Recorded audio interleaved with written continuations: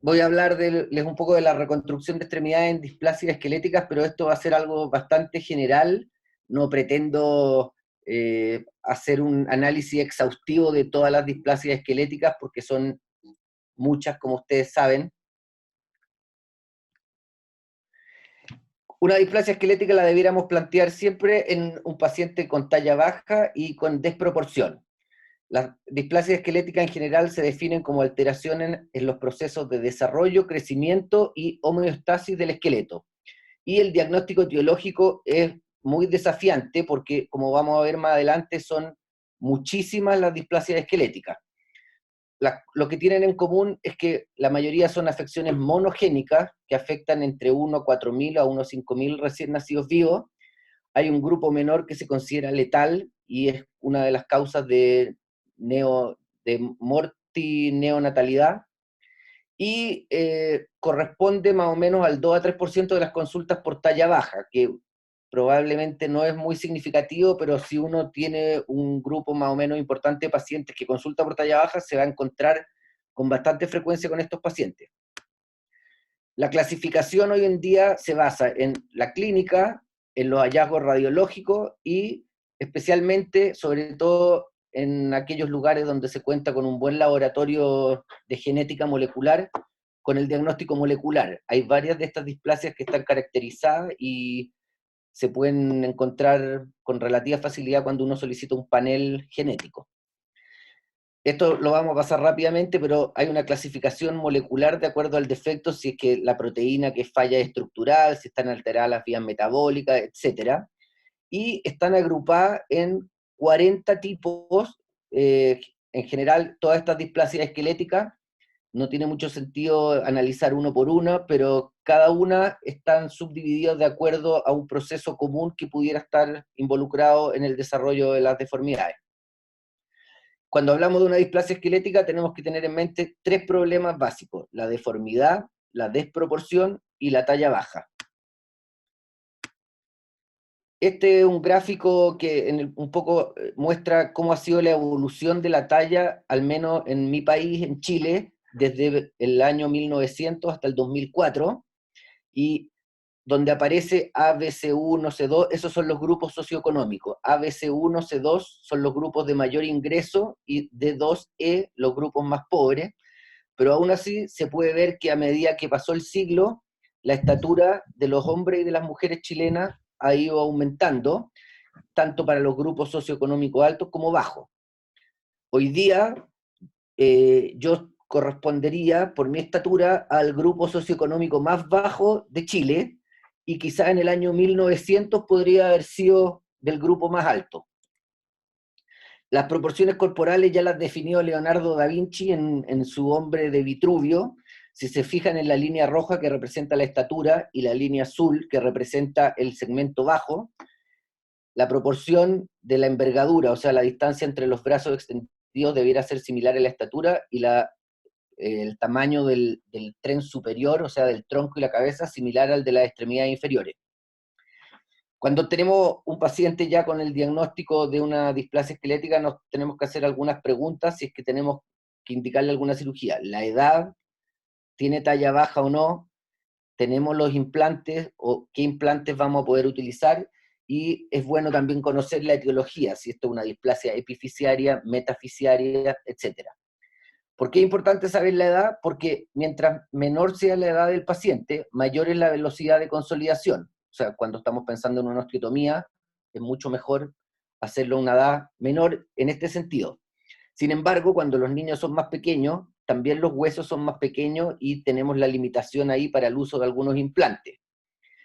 Una frase del doctor Herzenberg es que es preferible hacer varios alargamientos pequeños durante el transcurso de la infancia que hacer solamente un alargamiento, porque eso está demostrado que puede inhibir el crecimiento natural que tendría ese hueso si nosotros no interviniéramos. La talla también es una cosa a considerar, y esta foto yo la saqué en Baltimore hace varios años, donde se puede ver un paciente acondroplásico que es más alto que yo. Es importante definir un poco la expectativa del paciente. Por lo menos en nuestro equipo, el objetivo es llevar a los pacientes a una talla funcional y no necesariamente una talla normal.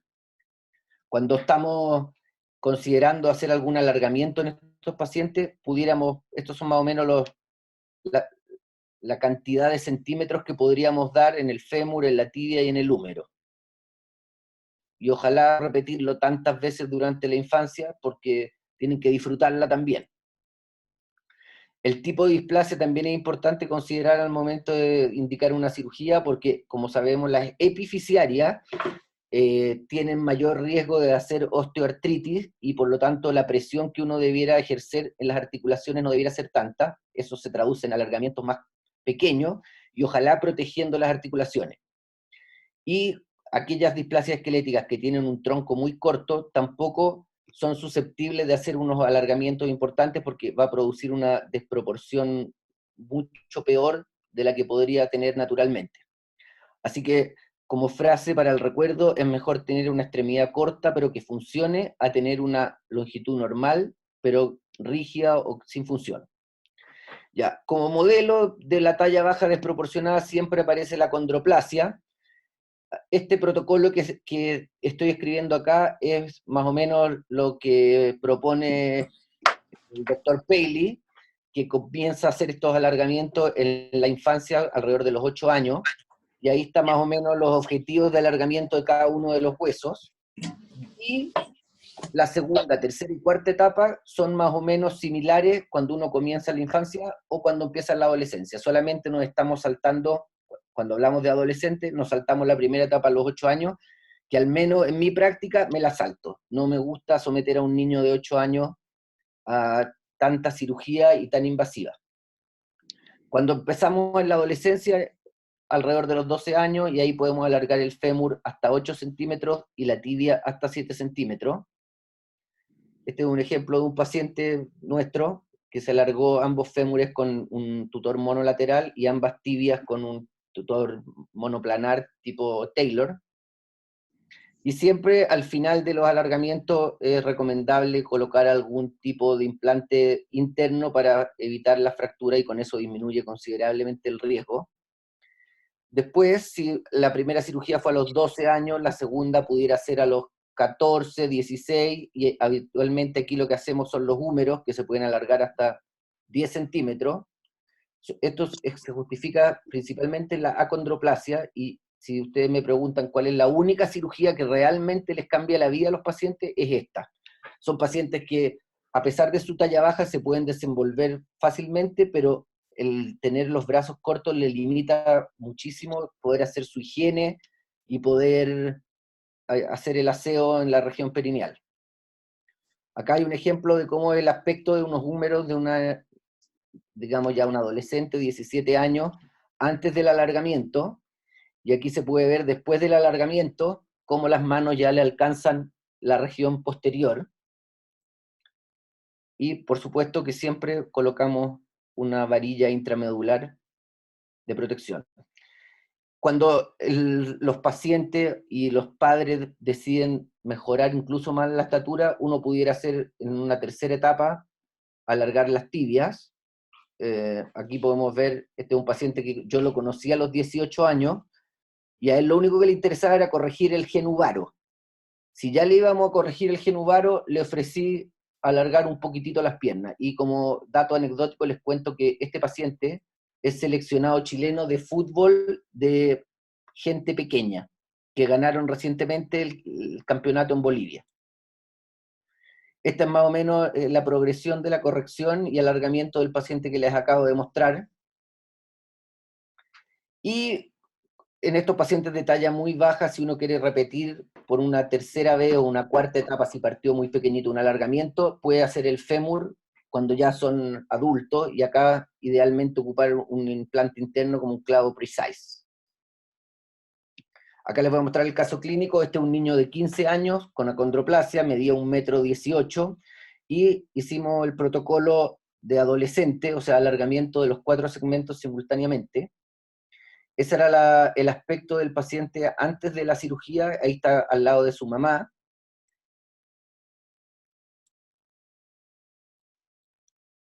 Pues se quedó pegado, parece. A ver.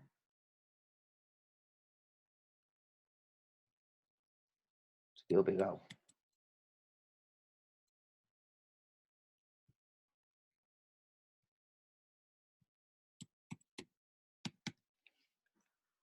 Perdón.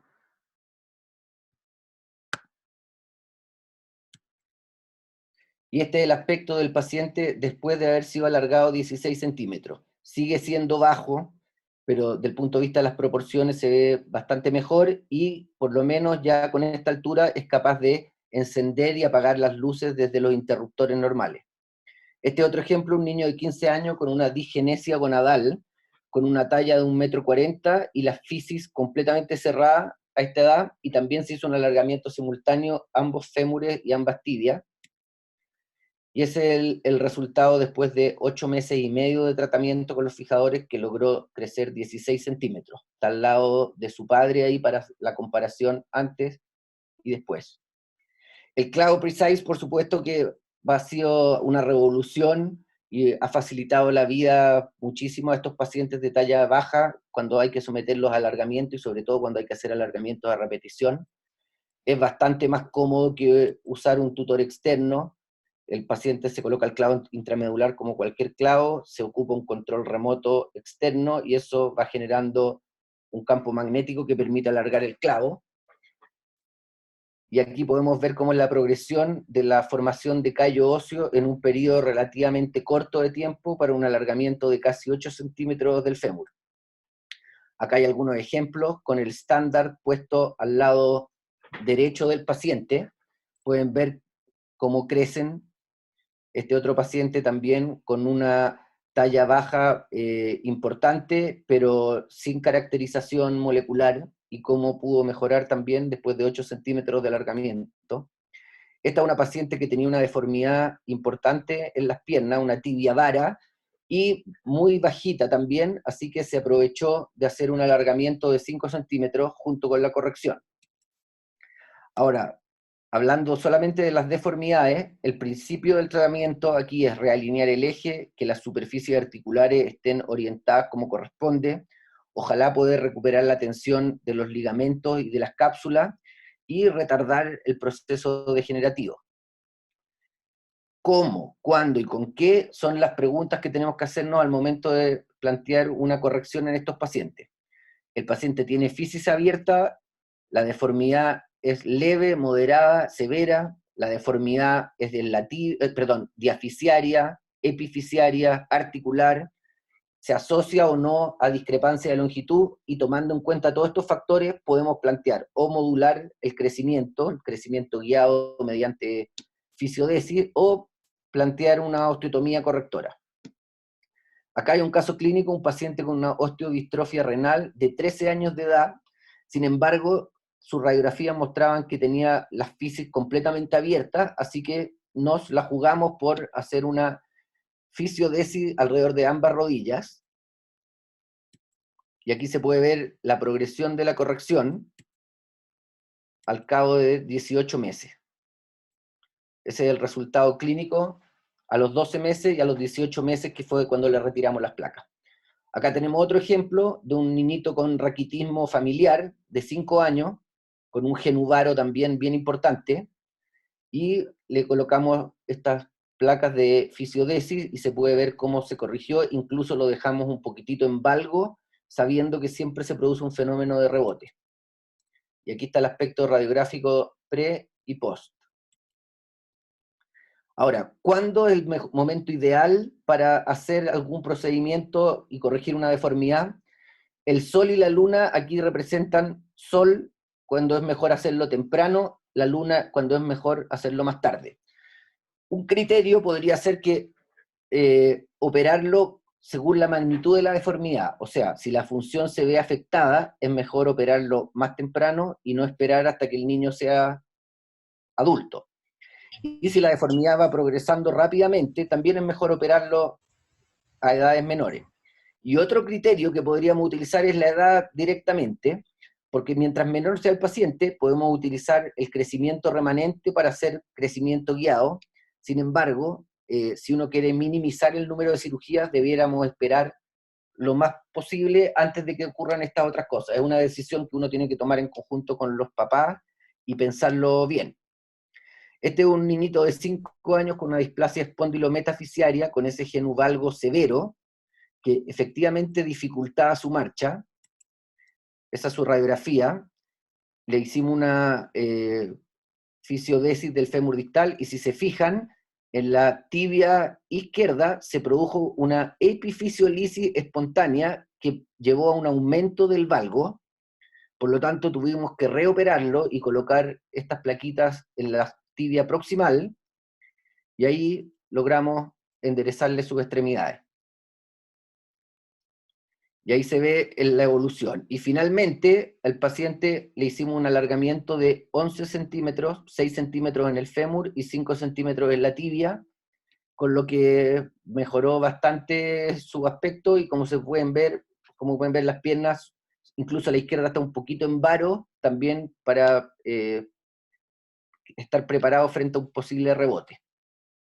¿Y cuál método de fijación? El método de fijación depende de lo que produzca, o sea, de cuál sea el que produzca una mejor corrección, con la máxima estabilidad, con la recuperación funcional más rápida, y ojalá que sea cómodo para el paciente. Y ahí aparecen los clavos, las placas, tornillos, o los tutores externos.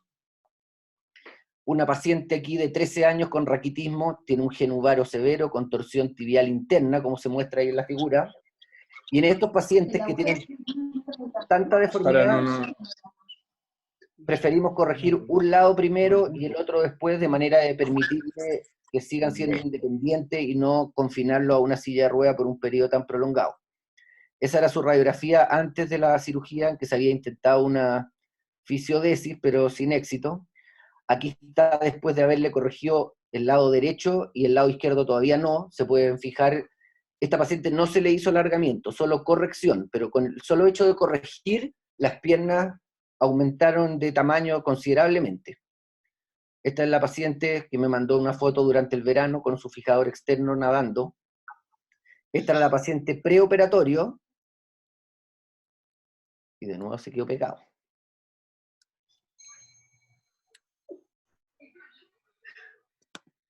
¿En serio? Y este es el aspecto postoperatorio. Un lado primero y el otro lado después. Acá pueden ver la radiografía pre y post. Utilizamos una osteotomía con un clavo intramedular en el fémur y corrección con tutor externo en la tibia, en ambos lados. Otra niña con una displasia metafisiaria, con esa grave deformidad en ambas rodillas.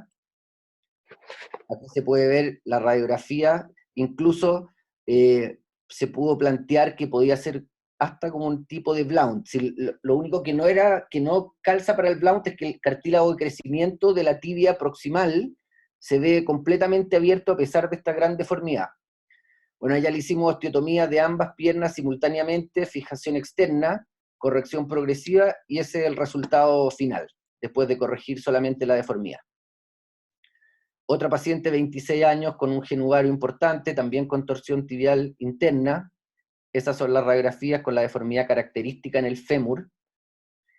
A ella también le corregimos primero un lado y después el otro lado. Y cuando corregimos el primer lado, fémur y tibia, y después fémur y tibia al otro lado. Otro paciente más con deformidad raquítica de ambas extremidades inferiores. Tenía incluso sospecha de una lesión meniscal por un dolor en el compartimiento medial. Se le hizo una artroscopía y efectivamente no tenía lesión del menisco, pero sí signos de mucha sobrecarga. Nuevamente pueden ver la radiografía con la curvatura terrible ahí del fémur y la tibia. Y aquí ocupamos toda la tecnología y el armamentarium de osteosíntesis. Fémur se corrigió con clavo intramedular, la tibia del lado izquierdo se corrigió con una placa, y al otro lado, la tibia derecha, utilizamos un fijador externo porque tenía bastante más deformidad, y ese es el resultado final. O sea, ahí se ve pre y post. A modo de consideraciones finales, las displasias esqueléticas son un grupo muy heterogéneo de enfermedades. Es difícil plantear algoritmos de tratamiento porque son enfermedades demasiado diferentes entre sí, pero hay algunas cosas comunes a todas. Hay deformidades, hay desproporción, hay talla baja, y en un grupo no menor también hay huesos muy frágiles que hay que tener en cuenta al momento de la cirugía. El enfrentamiento quirúrgico debe ser personalizado, cada paciente es distinto, y aquí yo lo bauticé como las 4 E's. Depende de la edad, de la etiología, de las expectativas, y por supuesto que la experiencia del cirujano. No necesariamente tiene que ser dos cirujanos hacer la misma cirugía, lo importante es que se cumplan los objetivos de devolver la función al paciente. Cuando usamos alargamiento, o sea, queremos manejar los problemas de talla, hacemos intervenciones bilaterales. Sin embargo, cuando corregimos las deformidades, habitualmente hay que corregir fémur y tibia. Personalmente prefiero un lado primero y el otro después. Eso sería un poco una revisión rápida de las displasias. Espero que se hayan entretenido un rato por lo menos.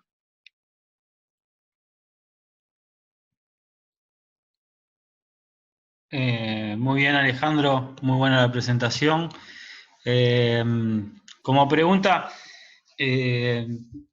nosotros acá el problema que tenemos en Uruguay para el tratamiento por las displasias diafisarias es la rehabilitación postoperatoria, el seguimiento. Tenemos un problema importante con la fisioterapia postoperatoria. Yo estuve el año pasado con Peli y al otro día de operado empieza la fisioterapia y tiene un plan de fisioterapia muy importante. No sé cómo están ustedes en Chile con la rehabilitación postoperatoria. Eh, ¿Cuál es tu opinión sobre el rol de la fisioterapia en estos pacientes, aparte del alargamiento? Porque todos sabemos que más allá de los centímetros, después de los 5 centímetros, el tema de las articulaciones empiezan a sufrir. Y bueno, acá en Uruguay tenemos un debe con la fisioterapia. Y los pocos casos que hemos operado es lo que tú planteabas. A veces alargar menos, pero tener una articulación móvil y no una articulación rígida. Y bueno, me gustaría un comentario por tu experiencia y cómo es en tu país. Bueno, personalmente yo trabajo en un hospital privado que tiene recursos ilimitados. Trabajé por mucho tiempo en un hospital público y me pasaba exactamente lo mismo que dices tú, Martín. Cuando trabajaba en el hospital tratábamos de hacer milagros quirúrgicos, pero si esto no va de la mano con una rehabilitación, no, el resultado es peor que no haberle hecho nada. Así que, por lo menos mis pacientes de la práctica privada tienen que estar comprometidísimos a que la rehabilitación empieza desde el día 1 postquirúrgico, y si me dicen que no tienen posibilidad o que les complica, yo les digo mejor no se opere porque la cirugía es igual de importante que la rehabilitación. Exacto. Bien, bien, bien, bien. Gracias. ¿Algún otro comentario para Alejandro o seguimos con la presentación? Alejandro, Sí, me gustaría preguntarte de las complicaciones, porque son casos que ni siempre van muy lisos, de formación ósea o de problemas articulares, así con fisio, como Martí ha preguntado, pero alguna otra cosa que quería resaltar. bueno, lo primero es que, como les comenté casi al final, que varios pacientes de esto tienen los huesos un poco más frágiles, y en esos pacientes hay que tener el doble de cuidado, y si uno hace alargamiento con fijador externo o una corrección, siempre preferimos al momento de retirarlo o dejarlo con un yeso y que empiece a caminar, o convertirlo a un tipo de fijación interna.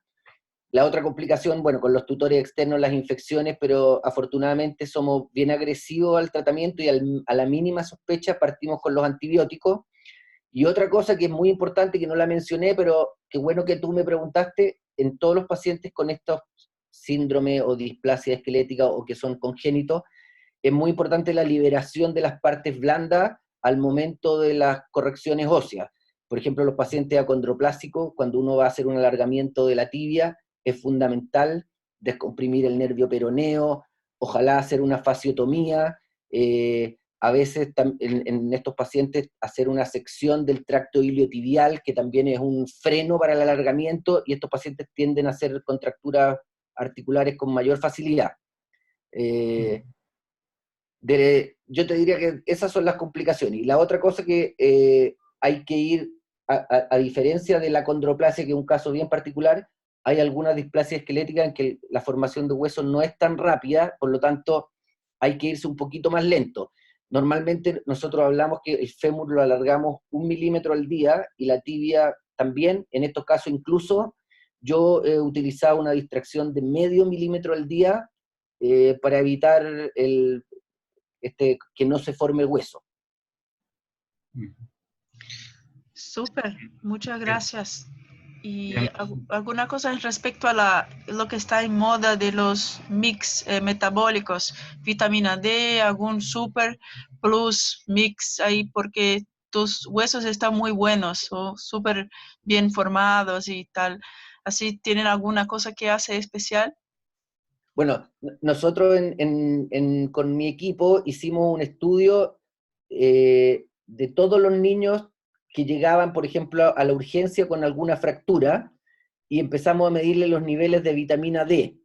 Y nos dimos cuenta que asombrosamente más del 80% de los niños que llegaba con alguna fractura, incluso menor, un radio distal, tenían un déficit importante de vitamina D, y una explicación es que acá en Chile se hizo mucha alarma porque había un agujero en la capa de ozono. Entonces hace muchos años que los niños no salen sin ponerse bloqueador solar, pero casi que hasta en los ojos.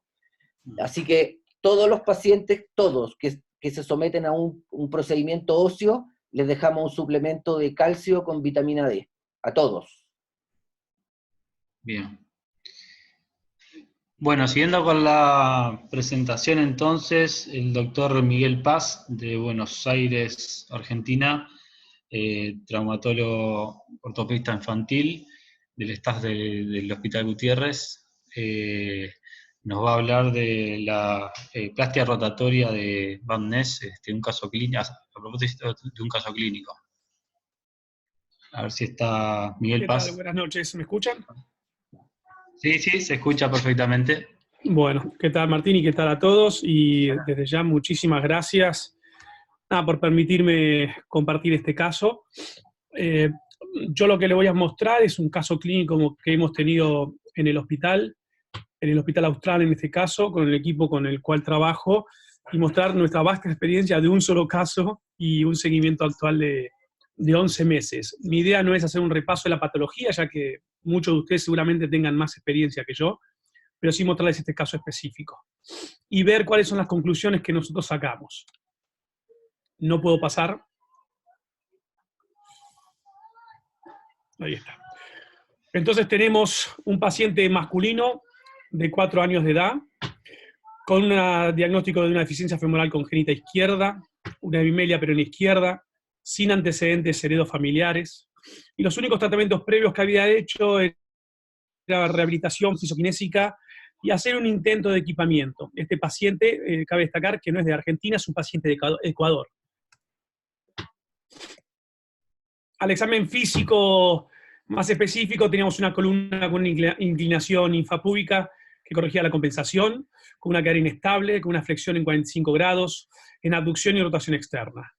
Una rodilla estable con una flexión de 30 grados, y un tobillo con un rango de movilidad completo. Este detalle es fundamental porque es es precisamente lo que necesitamos, un rango de movilidad de tobillo para hacer la rotoplastía, si no está totalmente contraindicada. La discrepancia al momento del examen eran de 21 centímetros, y por multiplier al final del crecimiento 40 centímetros. Ahí tenemos, yo le voy a ir un segundo para atrás, porque lo que sí nos pareció interesante en este caso, es que a pesar de tener esas actitudes en flexión, no eran realmente contracturas fijas. Si ustedes ven, estoy tratando de nivelar la pelvis ahí, y la verdad que la corrección de las flexiones, tanto a nivel de la rodilla, quizás un poco menos del muñón proximal que representaba el fémur, pero digamos, dentro de todo era bastante reductible. Dentro de las clasificaciones para esta patología tenemos muchísimas. Acá tenemos la de Aiken, la de Papas, la de Gillespie, que también la verdad que es bastante concisa y propone el tratamiento desde el nivel macroscópico, simplemente dónde está la altura del pie con respecto a la contralateral, y ver si es reconstruible o no la posibilidad de esta patología. La que hemos utilizado nosotros en este caso ha sido la clasificación de Paley, y nuestro caso encajaba en forma un poquito más específica quizás dentro de la 3B.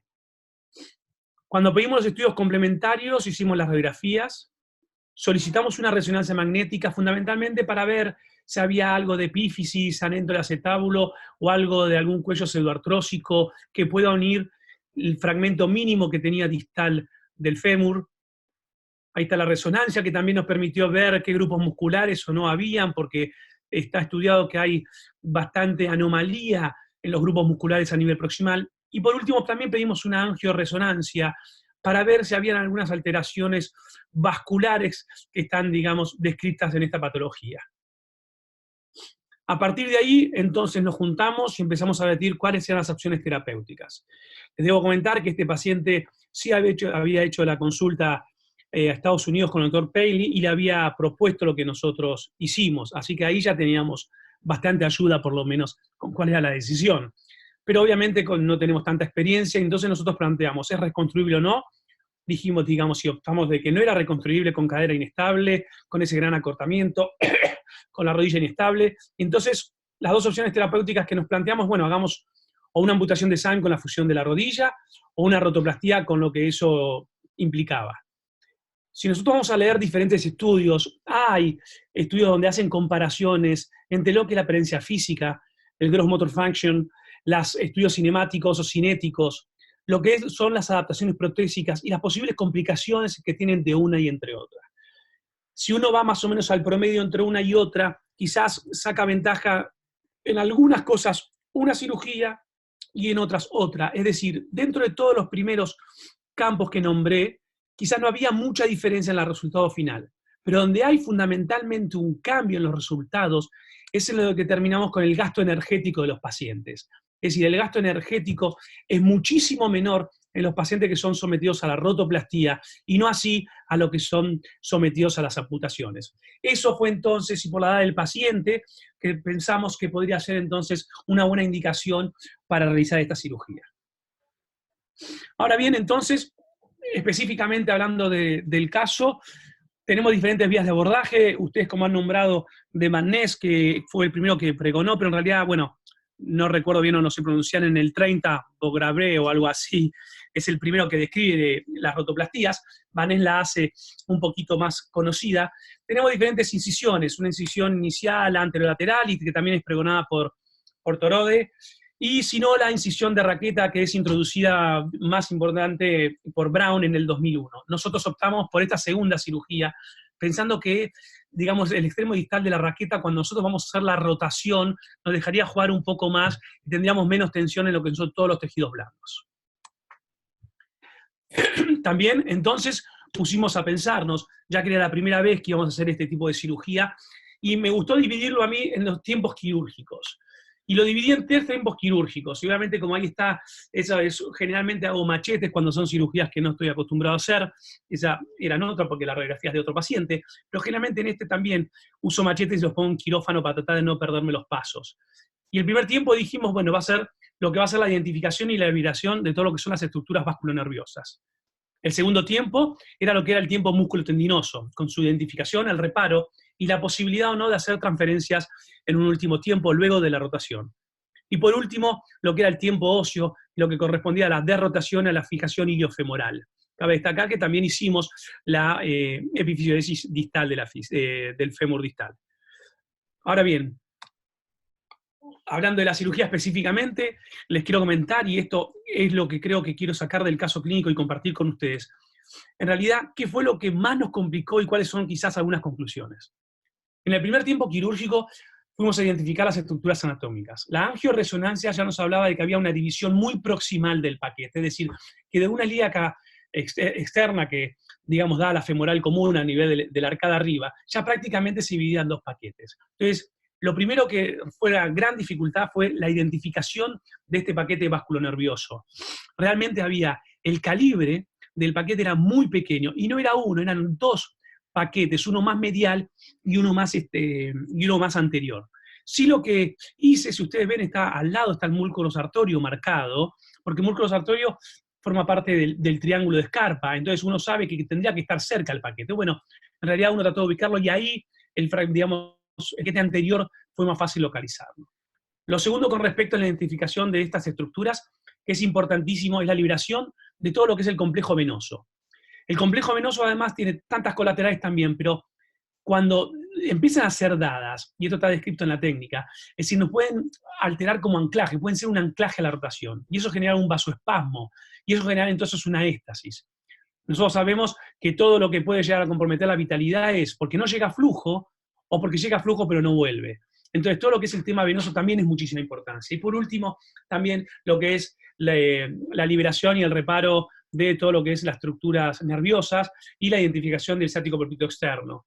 Si uno, en este caso, era más fácil identificar el ciático y seguirlo. No teníamos peroné, así que estaba pegado en la cara lateral de la tibia. Entonces, en lo que es la identificación de la parte vascular y como primer paso, la verdad que fue dificultoso y aproximadamente nos llevó 1 hora y media a 2 horas de cirugía, porque uno no puede, o nosotros por lo menos pensamos, y creo que es así, no podemos avanzar si no tenemos identificados todas las estructuras y todas liberadas para que cuando nosotros generemos la rotación no haya compromiso vascular.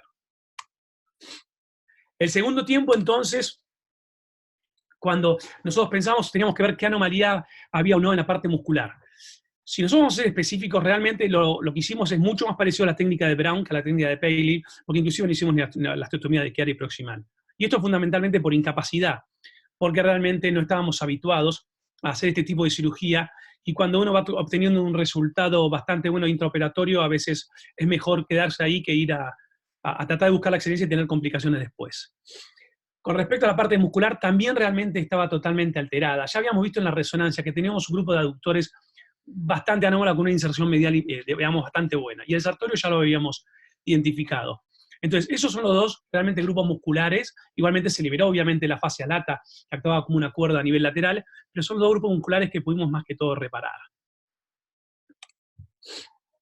Cuando después hicimos eso, empezamos a ir a lo que es el tiempo óseo. Esa es la espícula del remanente del fémur, que lo que estamos haciendo es regularizándola. Fíjense cómo, digamos, la estamos haciendo protruir hacia proximal para poder trabajar mucho más tranquilo. Después de eso, lo que fuimos a buscar en el tiempo óseo es lo que sería el fondo y el trasfondo acetabular, que es lo que estamos viendo en el fondo. Hay un separado angosto, que está más inferior, está teniendo el remanente ya regularizado del fémur. Estamos buscando dónde coaptar entonces luego para hacer la artrodesis iliofemoral. Lo que estamos viendo con los reparos de diferentes colores son paquetes.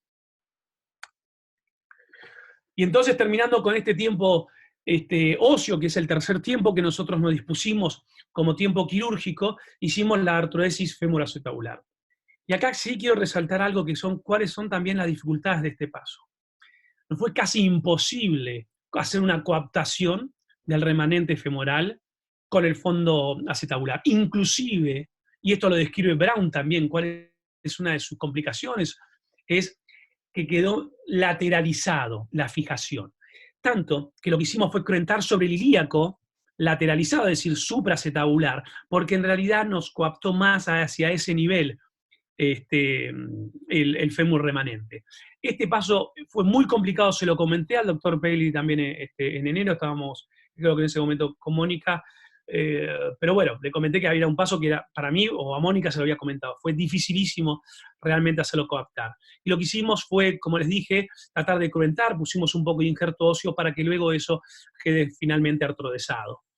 Ahí estamos mostrando primero la fijación transitoria con las clavijas, y luego de esto hacemos la fijación definitiva con los tornillos. Por último, y esto les quiero decir, lo que hicimos fue la confección del cierre de heridas. Si ustedes se fijan, no hicimos una raqueta totalmente completa. Al final no terminamos de cerrarla.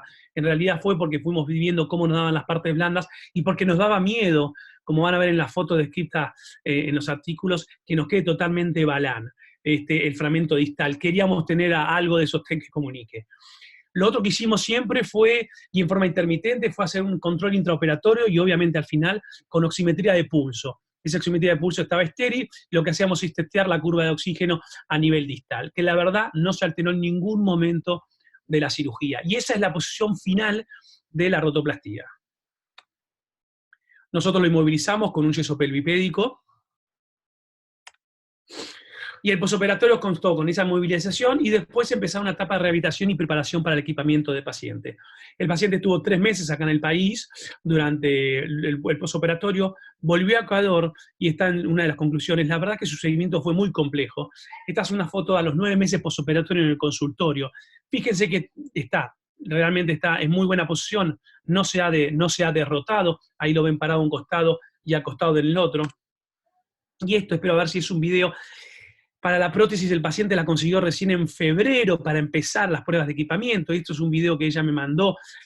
Lamentablemente, no, discúlpenme, no se puede ver. Yo lo que quería que vean cómo ese tobillo y ese pie trabajaban como rodilla en la articulación que tenía ese nivel y cómo hacía la flexoextensión a ese nivel. Miguel, Sí, vuelve una, si tú, listo. Ahí estoy apretando el play. Sí, espera un poco. Dale. No. No sé por qué no vemos. No, yo tampoco. Bueno, quería mostrarles fundamentalmente eso. Y como conclusiones, es decir, es una cirugía de alta demanda.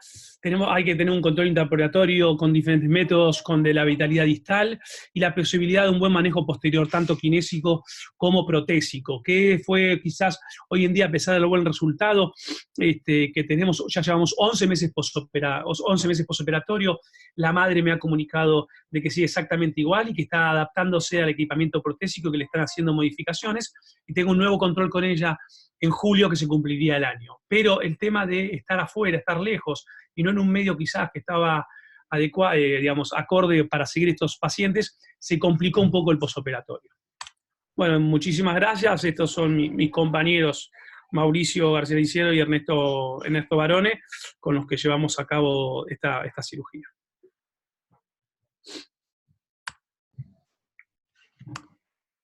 Ahí está. Bueno, muy bien, muy linda la presentación del caso. Yo, cero experiencia en Pannés. No sé si Alejandro Bar, qué opinión te merece, si tenés casos operados de rotaplastia o enfermo corto congénito, o Mónica. ¿Algunas consideraciones? Yo personalmente no tengo ningún caso de rotación plastía, pero tuve la oportunidad de ver algunos con el doctor Paley, y la verdad que es bien impresionante cómo funciona el tobillo como rodilla. O sea, el paciente con una buena prótesis y con pantalones largos, es difícil darse cuenta que tiene esta cirugía hecha. Aquí en Brasil, desafortunadamente, los pacientes simplemente no lo aceptan. Hay una leyenda folclórica ahí de un indiocito que está en la selva y que tiene los pies girados atrás, así que simplemente no se puede ni proponer una opción reconstructiva a este punto. No sé. Yo lo que les quería decir, quizás uno va sacando las conclusiones, es un solo caso, nada, pero sí lo que les puedo decir, por lo menos es lo que nos transmite la familia, con la que sí estoy en contacto, y esto que le decía que ya lleva 2 meses más o menos, un poco más, del equipamiento, es que el chico, por lo menos en lo que son actividades diarias, que es a donde yo apunté a preguntarle, la madre ve que hace muchísimas más actividades, y que ella lo refiere como que se cansa mucho menos. Es decir, que estaría cumpliéndose lo que hablamos del gasto energético y los que están en los diferentes trabajos. Y lo otro que es importante, porque era la duda, es la edad. ¿Qué edad se puede hacer? Y creo que, sin tener para nada experiencia, la mayoría de los artículos hablan de hacerlo temprano. Algunos hablaban un poco más viejos, quizás después de los 6 años. Pero el hacerlo en chicos pequeños es importantísimo por 2 cosas. Primero, porque tenemos mucha más longitud en lo que son los tejidos.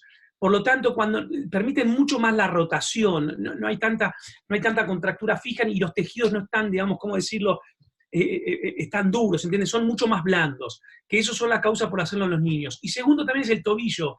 Muchos de estos pacientes quizás en esta patología se pueden ir al alpinismo, entonces cuando uno quiere llevarlos quizás no tiene una incapacidad, digamos, miotendinosa de excursión, pero sí tiene una limitación del desarrollo de la mortaja, entonces no puede hacer la flexión plantar necesaria para después trabajar perfectamente. Entonces recomiendas por eso hacerlo en niños pequeños. Y creo que ese también es un buen detalle, porque además cuando llegan a la edad escolar ya tienen totalmente incorporado, digamos, el uso del equipamiento. Buenas noches, Miguel Galván. Miguel, ¿cómo andás? ¿Andás Qué bien? gustazo. Muy bien, excelente. Por Ahí ahí algo que contar. podríamos preguntarle ahí a Miguel, al doctor Galván, si puede decirnos algo de su experiencia. Sí, bueno, primero felicitar a Alejandro por excelente charla, muy completa, para presentarla en cualquier auditorio. Segundo, esta está muy bien. Lo único, el título que estaba anunciado era cirugía de mes. Creo que deberían cambiárselo, porque realmente hicieron fue un Brown, Bailey Brown, que es una verdadera rotacionoplastia, porque el Van Ness original él hace rotación a nivel de la tibia. Exacto. Y no hace fusión del fémur a la pelvis. Es una cirugía diferente. Casi que no tiene que ver con esta, pero sí mucho mérito porque fue el primero que se le ocurrió rotarlo. Luego existe la posibilidad de hacer la rotación y hacer un SIME, la cual funciona muy bien. Yo la he hecho de las dos formas. Las que le he hecho SIME, una, por lo que dice Mónica, que los pacientes no la aceptan. Muchos pacientes no van a aceptar esta porque no les gusta y uno les explica y les enseña fotos y dicen no se pie para atrás ni la vaina. Y otro que le presenté a Mónica ahora que estuve en Sao Paulo, un caso bastante reciente que también tiene como 11 meses y está caminando con su prótesis y todo. El paciente tenía una de este tipo que tiene pie equinovaro, que realmente es una fusión. Le habían hecho una cirugía y el tobillo no funcionaba. Entonces yo de inmediato le propuse al paciente hacer un SIME. Funciona muy bien, porque lo realmente importante es hacer la fusión del fémur a la pelvis, que la rodilla funcione bien. Siempre van a tener una cojera porque no tienen glúteo medio, pero el paciente tiene una fuerza para poder usar una prótesis y colocar. Lo más importante es medializar. Yo a todos los casos que he hecho, les he hecho Chiari, con la idea de llevar el centro de rotación hacia adentro. Eso funciona muy bien, por lo menos 1 o 2 centímetros hacia adentro. El Chiari me parece bien importante. Es muy difícil, como tú dices, es bien difícil llevar eso. Yo me acuerdo de uno de los primeros casos, le hice como una polea con suturas para poderlo irlo llevando hacia adentro poco a poco. Pero mi insistencia es llevarlo hacia adentro porque ese es uno de los principales problemas. Pero sí es muy complejo. Porque hay mucho tejido interpuesto, pero yo creo que es donde hay que poner un poquito más de intención a llevar el fémur hacia la pelvis y fusionarlo bien. Pero lo felicito, muy bien presentado, quedó bien, pero eso es lo que tenía que decir. Muchas gracias, Miguel Galván, por la opinión. Y bueno, ¿alguien más que quiera opinar sobre rotaplastia? O Martín, André quiere hablar. Hola, André.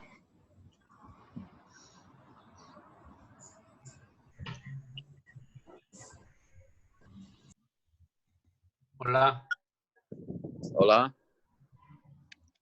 Mônica, eu trabalho no Hospital de Câncer aqui em Pernambuco e meu pai está presente, inclusive, nessa reunião. Na verdade, ele que introduziu a rotoplastia Van Ness aqui no serviço e foi utilizado já há mais de 20 casos. Houveram complicações, principalmente vasculares e deiscência de ferida. Se não me engano, acho que teve um caso de infecção. A gente não tem experiência nos casos de fêmur curto congênito.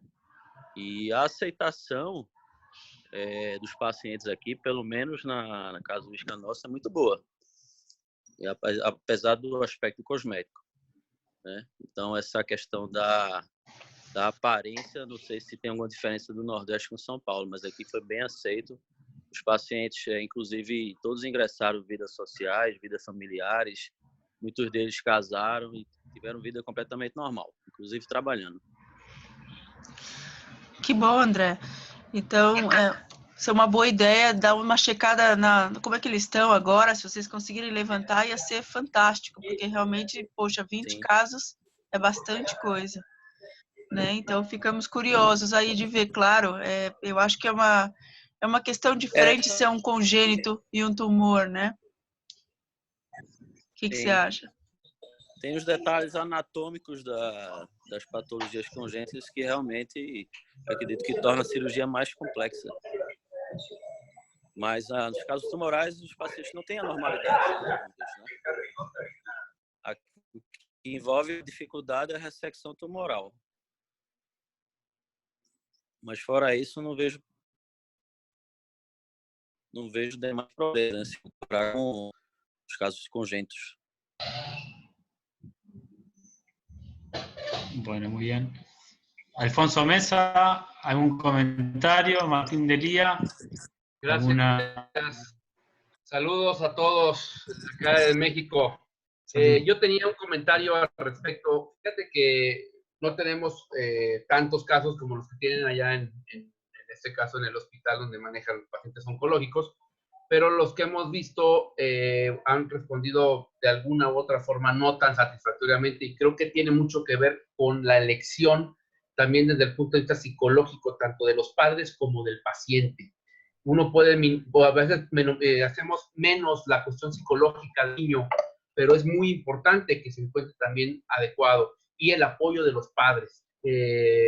Sabemos que no existe patología, sino existen pacientes, entonces los pacientes tienen que llevar un tratamiento. Quiero saber cuántos de ustedes a los cuales tienen dentro de su clínica un apoyo psicológico perfectamente implementado para los pacientes a los que les haces alargamiento o cualquier tipo de reconstrucción. Gracias.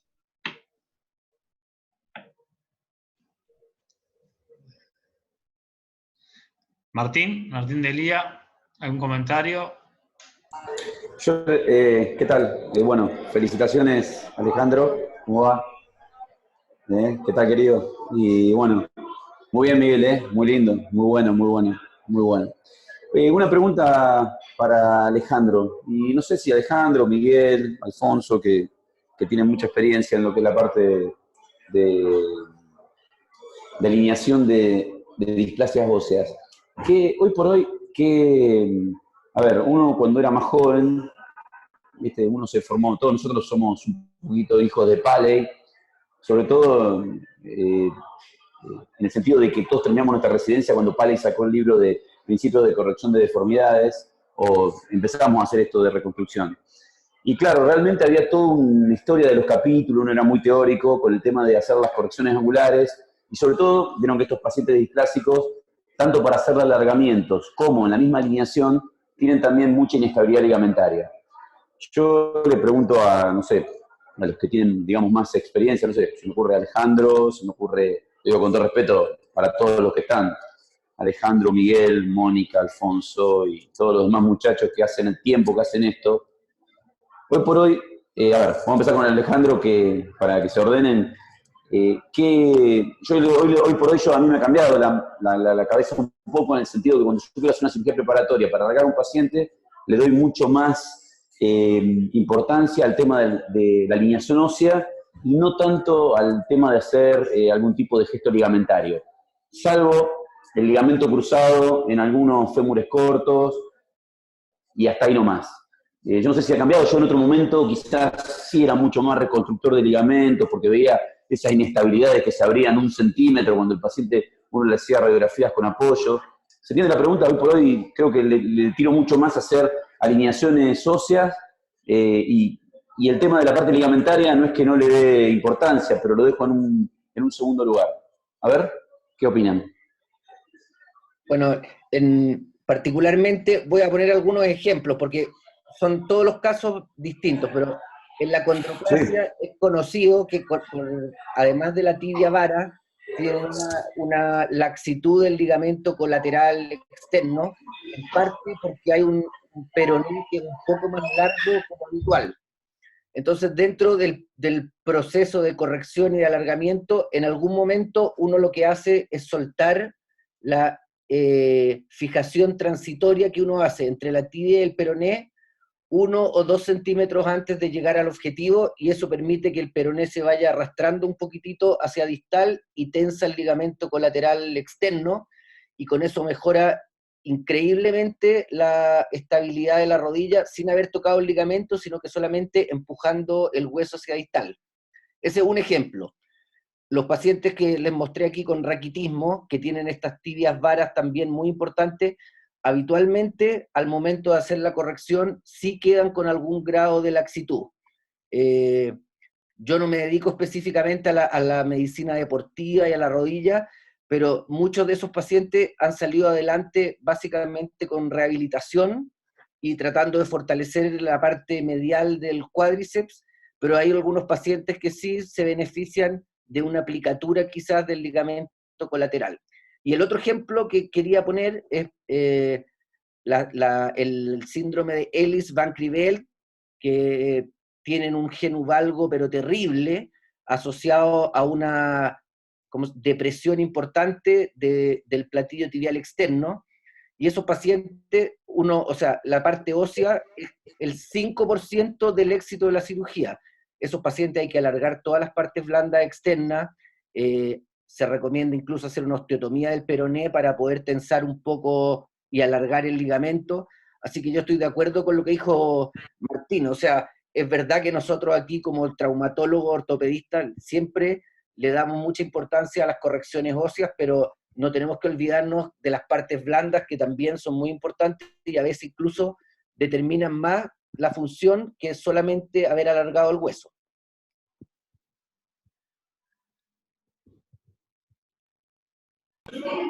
No sé, ¿algún otro que quiera opinar? A ver.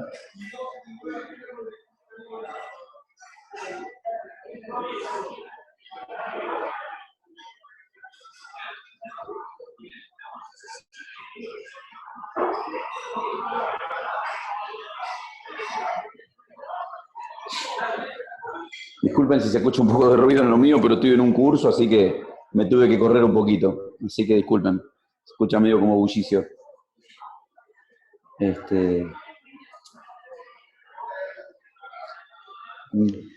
Estamos todos silenciosos. Están todos dormidos, me parece que están todos dormidos. Fenomenal. Vamos intentando poner estas charlas que a una hora ahí de nuestro descanso, pero es bueno ver los amigos y ponerlos a cambiar experiencias así. Martí, su cierre oficial.